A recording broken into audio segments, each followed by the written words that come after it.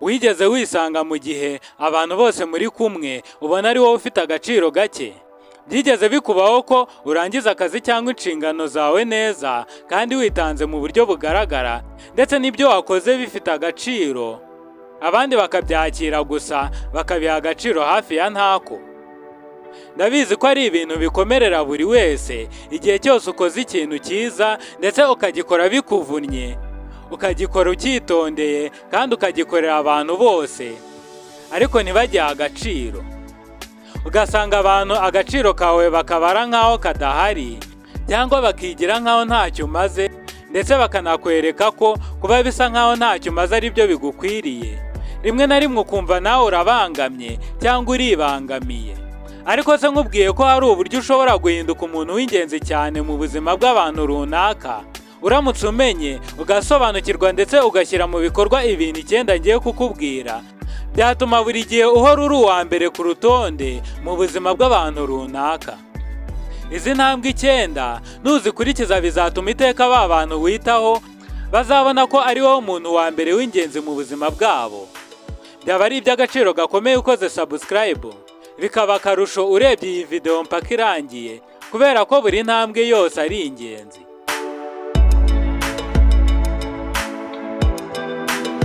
Intambwe ya mbere, rema ubwoba bwo kuburwa. Iyi ni tekinike ihambaye cyane ituma abantu bakugira nyambere mu buzima bwabo, kubera ko abantu benshi ubwoba bwo kubura ibintu burabamotiva cyane kurusha gushaka ikindi. Niba ushaka ko abantu bakugira umuntu w'ingenzi cyane mu buzima bwabo, nuko ubaremamo ubwoba bwo kukubura. Kubikora, tangira ujya kure yabo mu buryo bw'amarangamutima, uhagarike kubasangiza ibyiyumvo byawe, utangire kuringaniza igihe cyawe, naba ari bo witaho bonyine, ahubwo ukoresha icyagiye wita no ku bandi. Bizatuma babona ko badafite agaciro kenshi cyane kuri wowe nk'uko babibonaga mbere. Iyi tekinike ifite imbaraga nyinshi, ariko iba igomba gukoreshwa yitondewe, kubera ko iyo witandukanije n'abantu cyane, nabo bashobora kurekeraho kugerageza kugutsindira nanone. Niyo mpamvu iyi tekinike igomba gukoresha ubwenge kandi ukanabibalansinga. Intambwe ya kabiri, irinde guhora uboneka. Gutanga ibintu bifite ireme kurusha gutanga byinshi ni tekinike ikunda gukoreshwa ahantu henshi hatandukanye mu buzima. Mu gihe ushaka kuba umuntu w'ingenzi cyane mu buzima bw'abantu, ugomba kuboneka gake. Uko uboneka cyane, niko abantu bizera cyane ko bakubona igihe cyose bagushakiye, ariko nanone ntibivuze ko uzabura burundu. Niba abantu bose bakuganaga bakubonaga uko bishakiye, nicyo gihe cyo kwihesha agaciro, ukohereza ubutumwa ku bandi ko ufite ubuzima burenze ukeneye kubamo, kandi ko utari bubategereze. Ibyo bizatuma kuboneka kwawe baguha agaciro. Intambwe ya gatatu, gumana amayobera amwe n'amwe. Abantu bakunda gukururwa n'amabanga cyangwa amayobera. Wifashishije bya bintu abandi baba batazi, ushobora gutuma abantu biyumva ko bahujwe nawe. Gerageza wirinde guhishura ibintu byose bikwerekeyeho wihuse, nk'ibyo ukunda gukora uri kuruhuka, imikino ukunda, cyangwa ibara ukunda n'ibindi. Jya wirinda kuvuga cyane ku mateka yaranze ahahise hawe. Wirinde gusubiza ibibazo bikwerekeyeho bivuye imuzi. Wibuke ko intego tuba dufite hano ni ugutuma abantu baba ari wowe bagira nyambere. Niyo mpamvu ugomba gutuma abantu bahorana amatsiko n'inyota byo kukumenya no kukwigaho byinshi. Uko igihe kizagenda gishira, niko bazakubona nk'umuntu w'ingenzi cyane mu buzima bwabo. Intambwe ya 4, kwemerera abantu ko hari icyo bagushoraho. Iyi ni intambwe y'ingenzi, ariko ikwiye kugenzurana ubwenge, kubera ko ntabwo wahatira abantu kugira icyo bagushoraho. Ushobora kubibahatira ukabona ibitandukanye n'ibyo washakaga. Niyo mpamvu ukwiye kubikorana ubwenge. Mu gihe hari umuntu ufite icyo yagushoyeho, iteka azahora abona ko uri ingenzi kuri we, kandi uko agushoraho byinshi ni nako urushaho kuba ingenzi cyane kuri we. Ni ukubemera ko bagira icyo bashora kuri wowe.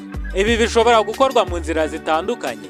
Nk'urugero, ushobora gutuma abantu bashora igihe cyabo kuri wowe, ushyira hasi imigambi yabo uzi ko utashobora gusohoza. Ikindi kandi ubereke ko igihe cyawe gihenze. Igihe cyose ntukwiriye kuboneka, utume bagutegereza. Hano uzaba uri gutanga ubutumwa ko utari uwa buri wese, nabo bazakora ibishoboka byose batsindira umwanya wawe. Bazatangira babone ko kukubona bigoye, batangire bakugire uw'ingenzi mu buzima bwabo. Ariko ukwiye kwibuka ko ugomba kubikora mu rugero, naho bitabaye ibyo ushobora kubona ibitandukanye n'ibyo wifuzaga. Intambwe ya 5, ibyo ukeneye bigira ibyihutirwa. Ibi ntibisobanuye ko ugomba kwikunda, ahubwo bisobanuye kwirinda kwigira umuntu utari ingenzi. Nk'urugero, niba hari umuntu wifuza kugufata nk'uko bikwiye, kubera iki uwo muntu wamwangira? Ukwiye kwibuka ko utagenzura amarangamutima undi muntu akugirira. Ushobora kugenzura amarangamutima yawe, ariko ay'abandi ntabyo washobora. Niba ushaka kuba uw'ingenzi mu buzima bw'abandi, ugomba kumenya neza ko uri uw'ingenzi mu buzima bwawe. Intambwe ya 6, wituma baba izingiro ry'ubuzima bwawe. Wari uzi ko abantu bakururwa n'ibyo badafite? Ni ukuri ko uko umuntu arushaho kumva ko hari icyo ashaka kugeraho, ni nako arushaho kucyifuza. Ndakeka ko ushobora kuba warumvise imvugo ivuga ko ibyatsi bihora ari icyatsi. Iyi nteruro ihagarariye abantu buri gihe bahora bahengamiye mu ruhande rwo gukururwa n'ibyo badashobora kubona. Ukwiye kuzirikana ko mu gihe uri gukorana n'abantu, ugomba kugira uburyo butuma hari igihe ubitarura, cyangwa ukaba utari kumwe nabo. Bizatuma abantu bashishikazwa no kuboneka kwawe, aho uzaba uri kubaha ubutumwa bw'uko udafite inyota nyinshi ya atansiyo yabo. Nyuma y'igihe runaka bazaguha agaciro kenshi. Intambwe ya 7, rekeraho kuba ari wowe utangiza ikiganiro igihe cyose. Niba koko ari wowe uhora utangiza ikiganiro buri gihe, iki ni cyo gihe ngo utere intambwe isubira inyuma.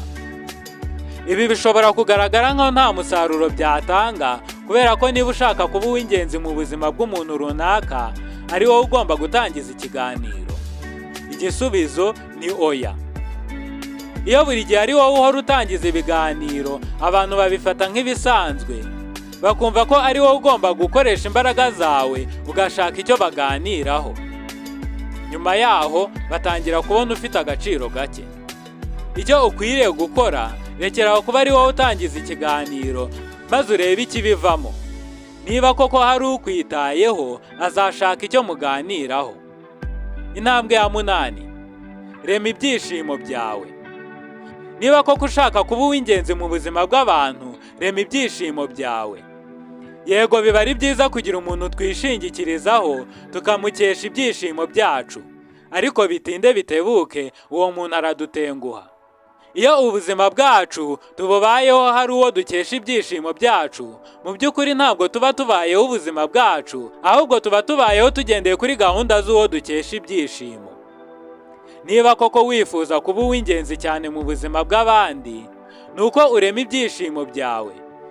Ibi ntibizatuma wishima gusa, ahubwo bizanakongerera igikundiro mu bandi, kubera ko uzagaragara nkaho ntacyo ubuze kandi utekanye. Intambwe ya 9, kugira ubushake bwo gutemberera kure.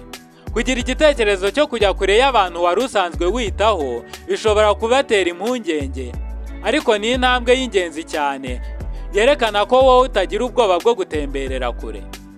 Ukaba unatanga ubutumwa ko utakwemera kwakira ibiri munsi y'ibigukwiriye. Abantu bazakugira ingenzi mu buzima bwabo, kandi bizabasaba imbaraga kukugumisha mu buzima bwabo. Ukwiye kwibuka ko uruhare rwawe ari ugukora igikwiye kandi kiri mu bushobozi bwawe, kandi ukaba wizeye ko ibyo uri gukora bikwiriye ku bandi. Kandi mu gihe ukora bino, ugomba kuba wiyumva neza, kandi ntiwitege kuba wamenyekana. Abantu baha igihe nabo bazatangira kubona ko uri ingenzi cyane kuri bo, maze baguha agaciro kagukwiriye. Mwakoze kureba iyi video, kora subscribe niba utarayikora. Nyandikira muri comment uko nawe ubibona. Jye wumva Ndishimwe Joseph. Murakoze, dusubire ubutaha.